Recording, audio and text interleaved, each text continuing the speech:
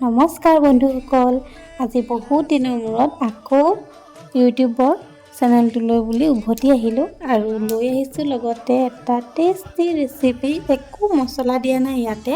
আহকচোন চাওঁ। এইখিনি অলপমান চালাড আৰু চাটনি বনালোঁ লগতে। আহকচোন ভিডিঅ'টো চাই যাওঁ কি বনালোঁ মই। 10-12ডালমান চজিনা লৈ ল'লোঁ, বুঢ়া চজিনা। তাৰপিছতে সেইখিনি ভালদৰে ধুই পেলাই প্ৰেছাৰ কুকাৰত দি দিলোঁ। অকণমান কমকৈ পানী দিছোঁ, তাতে জোখমতে নিমখ আৰু হালধি দি চিটি মৰাই দিলোঁ। ইয়াৰে পিছতে সেইখিনি উলিয়াই লৈ এটা বেলেগ বাচনত থলোঁ।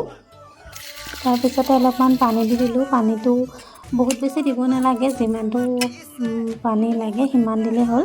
বাকী এতিয়া সেইখিনি ঠাণ্ডা হ'বলৈ এৰি দিলোঁ। এতিয়া লগতে মই আদা, নহৰু, পিঁয়াজ আৰু নেমু টেঙা পিছত দিম, সেইখিনি পেষ্ট বনাই ল'ম।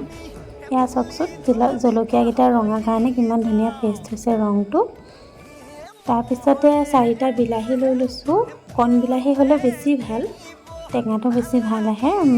এতিয়া সেইখিনিও পেষ্ট বনাই ল'লোঁ। ইয়াতে অলপমান চেনি এড কৰি দিম। ইয়াতকৈ অলপ বেছিও চেনি দিব পাৰে, মানে আঞ্জাটো টেঙা মিঠা আৰু অলপমান জ্বলা হ'লে বহুত টেষ্টি হয়।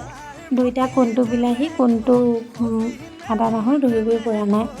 এতিয়া কেৰাহীত অলপমান জোখমতে তেল দি লৈছোঁ। ইয়াতে কালিৰে 2টা মাছৰ মাথা আছিলে, এনেতো মাছ দিও বনাব পাৰে। মোৰ বনাব মন গ'ল, মাছৰ মাথা দিয়ে বনালোঁ। মই বহুত বেছি মাছৰ মাথাখিনি ভাজি লোৱা নাই, কমকৈ ভাজি লৈছোঁ। সেইখিনি তেলতে এতিয়া 5 ফোৰণ কেইটামান আৰু 2 ফুটা নহৰু থেতেলিয়াই পেলাই দি দিছোঁ। যিখিনি এতিয়া গেছটো অলপ কমাই লৈছোঁ। আদা নহৰু যিখিনি পেষ্ট আছিলে সেইখিনি ইয়াতে দি দিম। অলপমান দেৰি লৰাই থকাৰ পিছত সেইখিনি যেতিয়া পানীটো শুকাই যাব তেতিয়া আমি তাতে বিলাহী পেষ্টখিনি দিম। এতিয়া জোখমতে নিমখ হালধি দি দিছোঁ। নিমখ হালধিটো আঞ্জাত দিয়াই আছিলে, মানে চজিনাখিনি বইল কৰোঁতে। এতিয়া এইখিনি যেতিয়া এনেকুৱা হৈ গৈছে, পানীটো শুকাই গৈছে, ইয়াতে আমি বিলাহী পেষ্টখিনি যিখিনি বনাই থৈছিলোঁ সেইখিনি ইয়াতে এড কৰি দিম। বিলাহী পেষ্টখিনি ভালদৰে মিক্স হৈ পানীখিনি শুকোৱালৈকে সেই সময়খিনিত আমি চজিনাখিনি যিখিনি থৈ দিছিলোঁ ঠাণ্ডা হ'বলৈ, সেইখিনি পিটিকি ল'ম। কাৰণ চজিনাৰ আমি সেই ঠাৰিখিনি নিদিওঁ, তাতে অকল পানীখিনিহে দিম। সেইবাবে এইখিনি ভালদৰে মোহাৰি লৈ পেলাই ইয়াৰ পৰা চেকনি দি যিখিনি জাব্ৰা আছে সেইখিনি আঁতৰাই ল'ম। এইখিনি বিলাহীখিনি জোখত হৈ গ'ল, পানী দি শুকাই গ'ল। শুকাই যোৱাৰ বাবে তাতে আমি চজিনাৰ পানীখিনি দি দিছোঁ। মই অলপমান গুটি ৰাখিছোঁ, কাৰণ গুটিটো খাই মোৰ ভাল লাগে।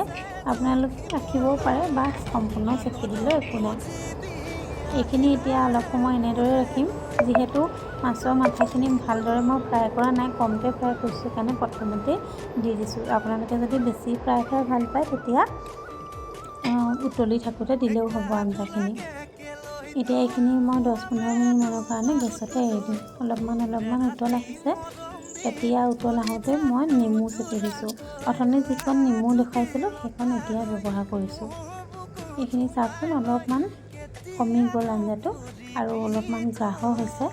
এনেকুৱাতে আমি গেছটো বন্ধ কৰি দিম। এইটো এটা মই চাটনি বনালোঁ। চাটনিটো হৈছে আদা, নহৰু, পিঁয়াজ, জলকীয়া, বিলাহী, বুট আৰু থেকেৰা, চেনি দি দিছিলোঁ অলপমান। এতিয়া আমাৰ ঘৰত 2জনে কাম লাগি আছে মিস্ত্ৰী, তেওঁলোকৰ হৈছে দেউতাই ভাত খাইছে, অলপমান তাকো তুলি থলোঁ। এতিয়া আমি ভাত খাব লৈছোঁ। আমি 2জনে সদায় পিছত খাওঁ মিস্ত্ৰীক দি কৰি। মিস্ত্ৰী মানে আকৌ আমাৰ ঘৰত কি কাম লগাইছোঁ দেখিছেনে নাই? এয়া মোৰ দোকান বনাই আছোঁ। দোকানত কি ভৰাম পিছত দেখাম বাৰু। আগতীয়াকৈ প্লেনিংবোৰ কৰি দিলে বোলে সফল নহয়, সেইবাবে নকওঁ। আজিৰ ভিডিঅ'টো ইমানতে